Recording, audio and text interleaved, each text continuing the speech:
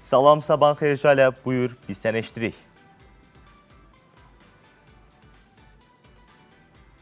Təşəkkür edirəm. Mən də sizi və telesər izləyicilərimizi dənizkənarı bulvar ərazisindən salamlayıram. Sabahınız xeyir olsun. Bəli, yay mövsümündə həm paytaxt sakinlərinin və xarici qonaqların üz tutduğu əsas məkanlardan biri də məhz dənizkənarı bulvar ərazisidir. Burada gəzintini daha fərqli və yadda qalan edən məqamlardan biri isə faytonla gəzintidir. Tarixi, ənənəni və müasirliyi özündə birləşdirən elektrofaytonlar bulvar ərazisində fəaliyyət göstərir. Bəs bu xidmətə maraq necədir? Ətraflı məlumatları bizimlə birgə birbaşa bağlantıda olan müsahibimiz faytonçu Fərid İbrahimovdan eşidəcəyik. Fərid bəy, sabahınız xeyir olsun. Buyurun, söz sizdədir. Salam, sabahınız xeyir. Bəli, faytona maraq böyükdür, biz görürük. Həm uşaqlar tərəfdən, həm böyüklər tərəfdən, yerli sakinlər, xarici qonaqlarımız maraq göstərir.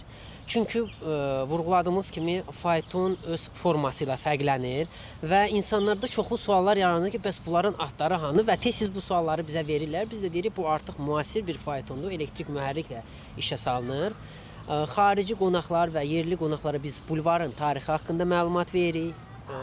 Turumuz bizim Aznet Krugundan istiqaməti Park Bulvar tərəfədir və istiqamət boyu biz bulvarın yaranması, bulvarın tarixindən həm Azərbaycan dilində, həm də xarici dildə, o cümlədən İngilis, Rus dilində geniş bir məlumat veririk.